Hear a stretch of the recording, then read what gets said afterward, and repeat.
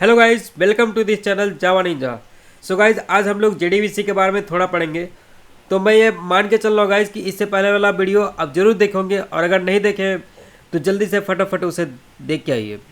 क्योंकि गाइज इससे पहले वाला वीडियो में मैंने ये बताया है कि आपको हाइबरनेट पढ़ने के लिए क्या क्या चीज़ें आनी चाहिए, what are the prerequisites of the Hibernate. तो चलिए गाइज इस वीडियो लेक्चर को स्टार्ट करते हैं। गाइज सपोज कीजिए कि आप अभी नोएडा में हैं और आप दुनिया के लकीस्ट पर्सन है कि आपकी गर्लफ्रेंड है जो कि गुड़गांव में है। सपोज कीजिए कि आज उसका बर्थडे है, तो बर्थडे है तो उसे बर्थडे गिफ्ट तो दीजिएगा ना। यहाँ पे कंडीशन ये है कि ना आप उसके पास जा सकते हैं और ना ही आपकी गर्लफ्रेंड आपके पास आ सकती है। तो फिर बर्थडे गिफ्ट आप कैसे दीजिएगा? या तो आप ऑनलाइन डिलीवरी कीजिएगा, या पार्सल कीजिएगा, या फिर किसी और मीडियम के थ्रू भेजवाइएगा। गाइज अगर यहाँ पे जिस मीडियम के थ्रू भिजवा रहे हैं, अगर वो मीडियम अवेलेबल नहीं हो तो क्या आप बर्थडे वाले दिन अपनी गर्लफ्रेंड से इंटरेक्ट कर पाइएगा, कम्युनिकेट कर पाइएगा? बिल्कुल नहीं कर पाइएगा। तो गाइज ये मीडियम ही तो है जो कि आपको और आपकी गर्लफ्रेंड के बीच में कम्युनिकेशन प्रोवाइड कर रहा है। अगर ये मीडियम नहीं रहता तो आज बर्थडे वाले दिन आपका अपनी गर्लफ्रेंड के साथ इंटरेक्शन नहीं हो पाता। ठीक उसी तरीके से गाइज हमारे पास क्या है, जावा प्रोग्राम है। सपोज कीजिए कि जावा प्रोग्राम की जो गर्लफ्रेंड है वो डेटाबेस है। तो अब जावा प्रोग्राम डेटाबेस के साथ इंटरेक्ट करना चाहता है, कम्युनिकेट करना चाहता है, या फिर एक कनेक्शन एस्टेब्लिश करना चाहता है। तो गाइज कैसे करेगा? अगर उसके पास कोई मीडियम नहीं रहेगा इंटरेक्ट करने का तो नहीं कर पाएगा ना। तो गाइज यहीं पे जेडीबीसी एक बहुत मेजर रोल प्ले करता है। जेडीबीसी हमारे जावा प्रोग्राम को डेटाबेस के साथ इंटरेक्ट करवाता है, कम्युनिकेट करवाता है, या फिर कनेक्शन एस्टेब्लिश करवाता है। यहाँ पे देख सकते हैं गाइज, जैसे कि मैंने बताया कि अभी आप नोएडा में हैं और आपकी जो गर्लफ्रेंड है वो बेसिकली अभी गुड़गांव में है। यहाँ पे कंडीशन ये है कि ना तो आप अपनी गर्लफ्रेंड से मिल सकते हैं और ना ही ये आपसे मिल सकती है। आज इसका बर्थडे है तो बर्थडे गिफ्ट कुछ तो दीजिएगा ना। तो उसके लिए क्या कीजिएगा? या तो आप ऑनलाइन डिलीवरी कीजिएगा, या पार्सल कीजिएगा, या फिर किसी और मीडियम के थ्रू भिजवाइएगा। ठीक उसी तरह से यहाँ पे क्या हो रहा है, जावा प्रोग्राम है। जावा प्रोग्राम डेटाबेस के साथ इंटरेक्ट करना चाहता है। तो इंटरेक्ट करने के लिए क्या चाहिए?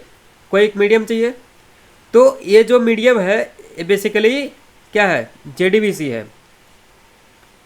जेडीबीसी ही जावा प्रोग्राम को डेटाबेस के साथ इंटरेक्ट करवाती है। अब गाइज जेडीबीसी जावा प्रोग्राम को डेटाबेस के साथ कैसे इंटरेक्ट करवाती है, उसके लिए गाइज हमें जेडीबीसी के कंपोनेंट्स के बारे में देखना चाहिए। तो गाइज यहाँ पे जो सबसे पहला कंपोनेंट है जेडीबीसी का वो ड्राइवर मैनेजर है। तो सपोज कीजिए कि आपका एक ट्रांसपोर्ट का बिजनेस है। क्योंकि आपका ट्रांसपोर्ट का बिजनेस है तो आपके पास काफ़ी सारे व्हीकल्स होंगे। अगर व्हीकल्स हैं तो उन व्हीकल्स को रन करने के लिए आपके पास ड्राइवर्स भी होंगे। तो सपोज कीजिए गाइज कि अब कोई आपके पास एक टूरिस्ट आता है एंड वो किसी एक टूर के लिए आपसे डिस्कस करता है। तो गाइज उस टूर को फुलफिल करने के लिए क्या कीजिएगा? सबसे पहले आप एक ड्राइवर को सेलेक्ट कीजिएगा। तो ठीक उसी तरीके से क्या होता है गाइज, हमारे पास जेडीबीसी का कंपोनेंट में एक ड्राइवर मैनेजर होता है। ड्राइवर मैनेजर का काम होता है बेसिकली उसके पास जितने भी लिस्ट ऑफ ड्राइवर्स हैं उनको मैनेज करना। कौन सा ड्राइवर किस स्पेसिफिक काम के लिए यूज़ होगा, ये सब चीज़ों को ड्राइवर मैनेजर हैंडल करता है गाइज। अब यहाँ पे ड्राइवर मैनेजर ने एक स्पेसिफिक ड्राइवर को चूज़ करके तो दे दिया, बट काम अभी यहाँ पे नहीं ख़त्म हुआ है। अब रियल लाइफ में क्या होता है, हमारे पास ड्राइवर रहता है, हमें जाना कहीं और रहता है। तो गाइज ड्राइवर को तो लोकेशन नहीं पता रहता है, या फिर ड्राइवर को डायरेक्शन थोड़ी पता रहता है कि कौन से डायरेक्शन से जाएगा, तो या फिर जो डेस्टिनेशन है वो कितने किलोमीटर के डिस्टेंस पे है। तो गाइज उसके लिए ड्राइवर कहीं ना कहीं मैप का यूज़ करता है।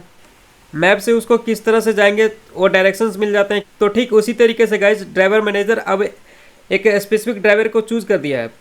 तो बेसिकली यहाँ पर जेडीबीसी में जो ड्राइवर का जो फंक्शनलिटी है बेसिकली वो जावा कॉल्स को ट्रांसलेट करता है डेटाबेस स्पेसिफिक कॉल्स में। अब इसके पास कुछ तो इन्फॉर्मेशन होनी चाहिए ना कि कहाँ पे जाना है। तो उसके लिए गाइज ड्राइवर मैनेजर के पास एक गेट कनेक्शन मेथड होता है। और बेसिकली क्या करता है, सोर्स से डेस्टिनेशन तक एक कनेक्शन को इस्टेब्लिश करता है ना। अब कनेक्शन को इस्टेब्लिश करने के लिए गाइज हमें 3 चीज़ों की ज़रूरत पड़ती है। यहाँ पे देख सकते हैं कि ड्राइवर मैनेजर का जो गेट कनेक्शन मेथड है उसमें बेसिकली हम लोग तीन पैरामीटर पास करते हैं। पहला जो पैरामीटर होता है वो यूआरएल होता है, दूसरा पैरामीटर होता है कि यूज़र नेम क्या है वो होता है, तीसरा पैरामीटर होता है पासवर्ड होता है। तो यूआरएल में जो पहला चीज़ है गाइस वो है जेडीबीसी। इसे हम लोग ये डिफाइन कर रहे हैं कि ये जो डेटाबेस है वो किस प्रोटोकॉल के साथ कनेक्टेड है। तो बेसिकली ये डेटाबेस जेडीबीसी प्रोटोकॉल को यूज़ कर रही है। अब जो सेकंड चीज़ है गाइस ये माइस्क्यूएल है। ये बेसिकली ये डिफाइन कर रहा है कि कौन सा डेटाबेस है, माइस्क्यूएल है, एसक्यूएल है, किस टाइप का है। तो हमने माइस्क्यूएल की यूज़ किया है। अब यहाँ पे ये लोकल होस्ट ये डिनोट कर रहा है कि ये जो डेटाबेस है ये कहाँ लोकेटेड है। तो ये डेटाबेस लोकल मशीन पर लोकेटेड है। और यहाँ पे जो डेटाबेस का जो पोर्ट है वो पोर्ट नंबर है, और यहाँ पे ये डेटाबेस का नाम है।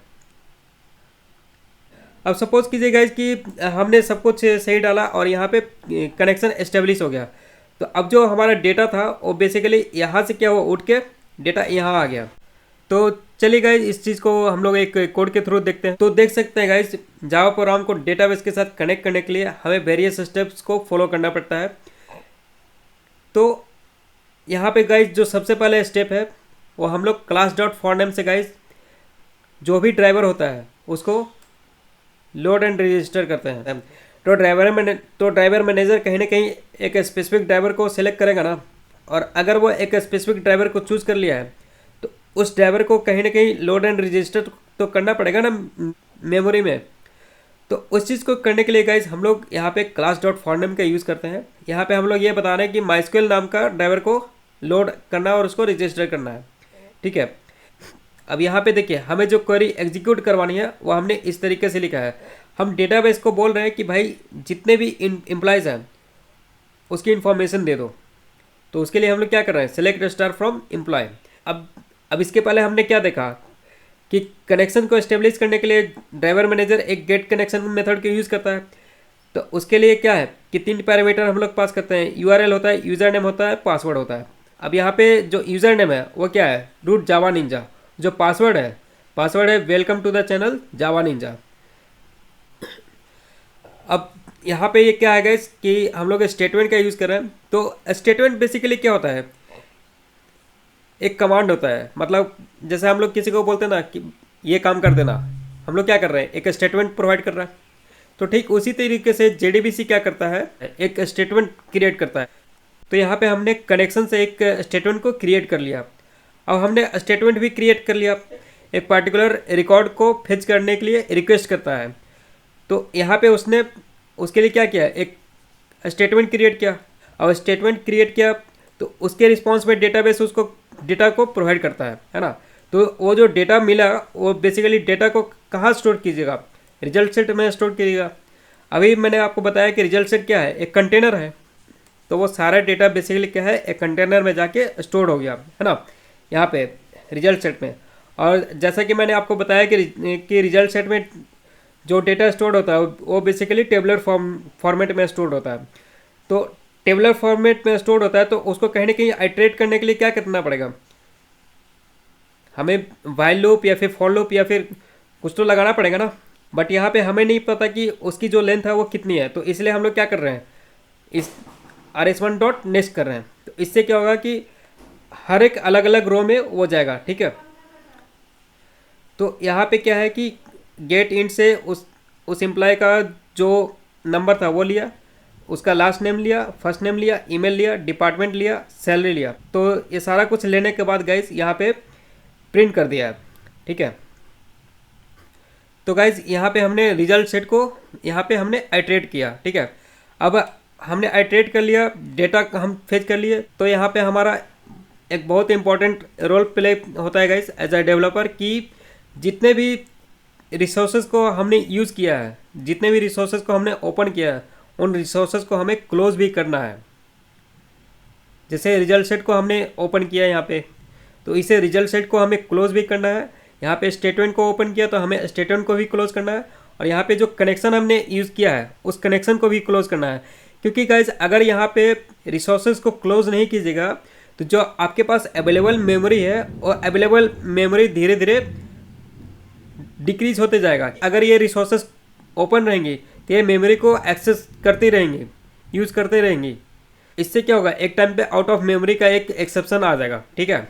तो गाइस देख सकते हैं इस तरह से हमें कोड करना पड़ता है एक जावा प्रोग्राम को एक डेटाबेस के साथ कनेक्ट करने के लिए। तो यहाँ पे हमने देखा कि क्या क्या वेरियस स्टेप्स को हमें फॉलो करना चाहिए।